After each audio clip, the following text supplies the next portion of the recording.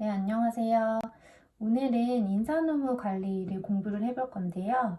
인사노무 관리 과목 중에서도 제가 오늘 선정한 파트는 직무 파트입니다. 직무 파트에는 총 3가지로 세부 항목이 구성이 되어 있는데, 우선 직무 분석, 직무 평가, 직무 설계 파트가 있고요.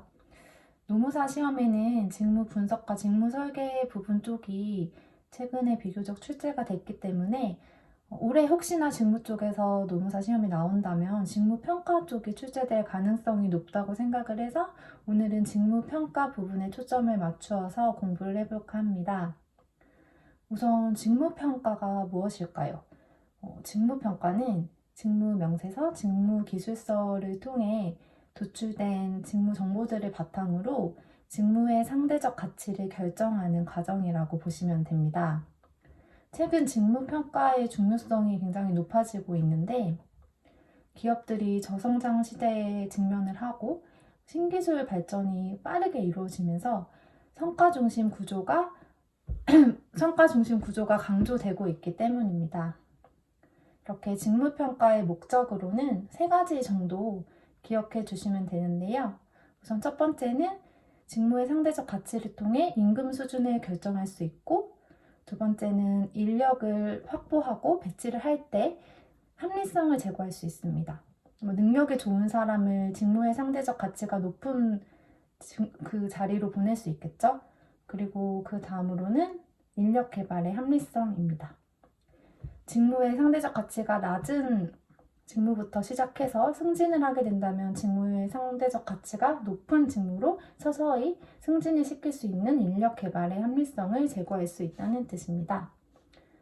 직무평가의 배경을 간단히 설명을 해드리자면 우선 이론적 배경으로는 아담스의 공정성 이론을 기억해 두시면 되고, 법적 배경으로는 남녀고용평등법의 동일가치노동, 동일임금 이 2가지 기억해 주시고 답안지에 현출해 주시면 좋을 것 같습니다.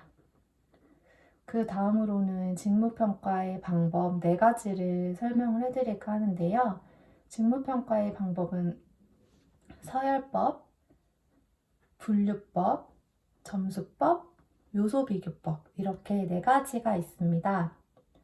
우선 서열법부터 공부를 해보자면 서열법은 직무들을 그 포괄적인 가치를 매겨서 단순하게 서열을 매기는 거예요. A, B, C, D 직무가 있다고 하면 전체적인 직무의 가치를 따져서 그냥 1등부터 4등까지 순위를 매긴다고 생각하시면 됩니다. 종류로는 일괄서열법, 쌍대서열법, 그리고 위원회법이 있는데요. 일괄서열법은 제일 상대적 가치가 높다고 생각하는 직무를 먼저 뽑고, 그 다음에 제일 상대적 가치가 낮은 직무를 뽑고, 이렇게 2가지를 제외하고 다시 제일 높다고 생각하는 직무를 뽑고 제일 낮은 직무를 또 뽑고, 이런 식으로 하나씩 위아래로 제거해 나간다고 생각을 하시면 되고요. 쌍대 비교법은 토너먼트 형식이라고 생각해 주시면 됩니다. A, B 이렇게 직무가 있다? 그러면 A가 더 낫다 하면 A가 이렇게 올라가는 거고, B, C 직무가 있는데 B가 더 낫다 이런 식으로 직무들끼리 토너먼트 형식으로 서열을 매긴다고 생각해 주시면 됩니다. 위원회법은 직무 평가를 위한 위원회를 구성해서 그 위원회에서 이제 서열을 매기는 걸로 생각을 해주시면 될 것 같아요. 서열법의 장점은 우선 전체의 직무를 신속하고 간편하게 상대적 가치를 결정할 수 있다는 것이고, 단점으로는 아무래도 주관의 개입이 쉽겠죠? 그리고 그 직무들 간의 차이의 파악이 용이하지 않고 직무수가 너무 많아버리면 이거 일일이 서열을 매기기가 굉장히 힘들겠죠? 그리고 유사한 직무가 있을 때 이 서열을 어떻게 매길지 좀 난감한 상황이 발생할 수 있습니다. 그래서 직무수가 작은 기업에서 직무평가 기법으로 활용하실 수는 있지만 대기업에서는 활용하기가 좀 어려울 것 같아요. 네, 그 다음으로는 분류법인데요. 분류법은 사전에 그 직무의 등급을 매겨놓고 또 그 등급마다의 기준을 설정을 해놓습니다. 그래서 직무 분석에서 도출된 내용들을 다 살펴보고 그 기준과 부합되는 것들에 따라서 이제 등급을 매겨준다고 생각을 하시면 됩니다. 우선 장점으로는 실시가 용이하고 단점으로는 이제 등급을 처음에 정의할 때 특히 중간 등급 같은 경우에 좀 어려움이 있을 수 있고 그리고 마찬가지로 주관적 판단의 개입의 여지가 있을 수 있습니다. 그래서 실무상으로는 서열법과 분류법이 그렇게 많이 쓰이지는 않는다고 합니다. 네, 다음으로는 점수법입니다.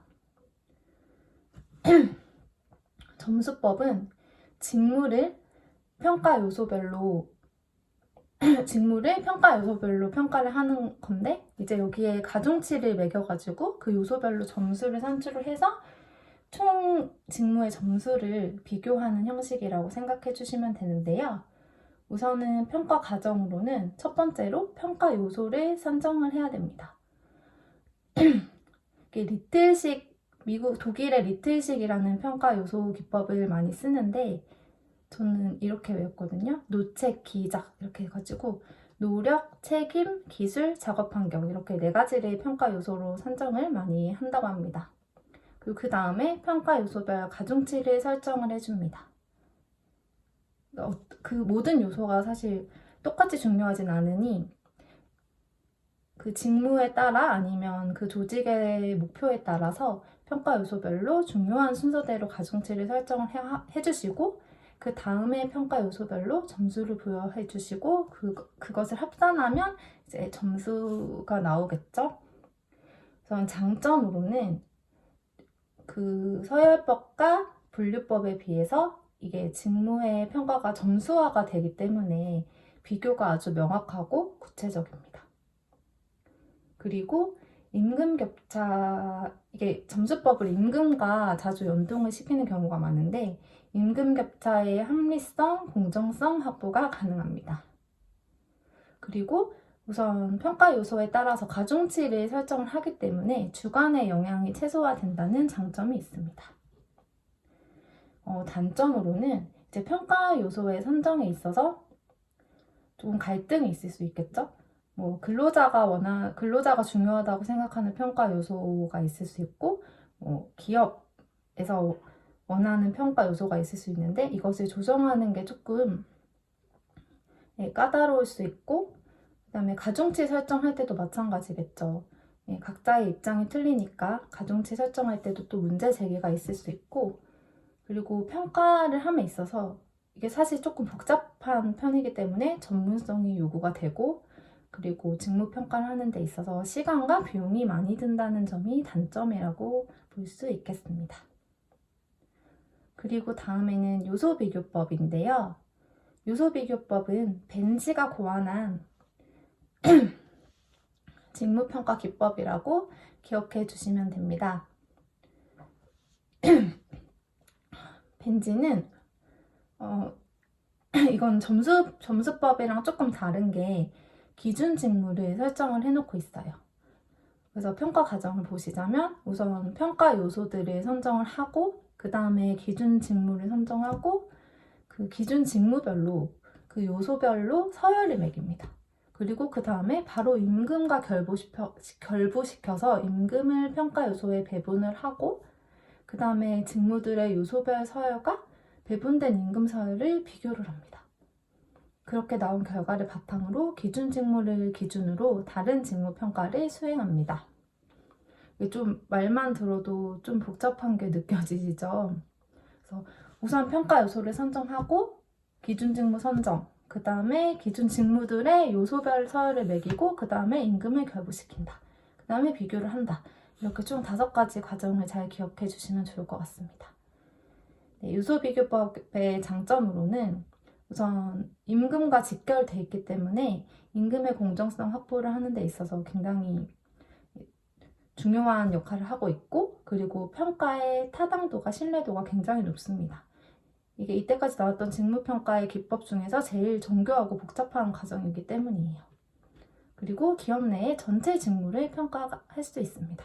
기준 직무가 있으니까 그 직무와 평가 요소들이 직무과 임금을 비교하면 모든 직무를 비교해 볼 수 있겠죠. 그리고 단점으로는 평가 요소에 서열을 매길 때 주관에 개입될 여지가 있는 것, 그리고 방법과 과정이 매우 복잡하기 때문에 종업원의 수용성이 좀 떨어질 수 있다는 게 단점이라고 볼 수 있습니다. 네, 지금까지 직무평가에 대해서 살펴보았는데요. 우선 직무평가를 함에 있어서 유의할 사항 4가지를 알려드리고 오늘 마무리하도록 하겠습니다. 우선 직무는 지금 기술도 변하고 산업 구조도 빠르게 변하고 있기 때문에 직무의 내용과 직무의 구조도 계속 변하겠죠. 그렇기 때문에 직무평가는 지속적으로 업데이트를 해줘야 될 필요가 있고, 그를 위해서 업데이트 프로세스를 구축해 놓는 게 중요합니다.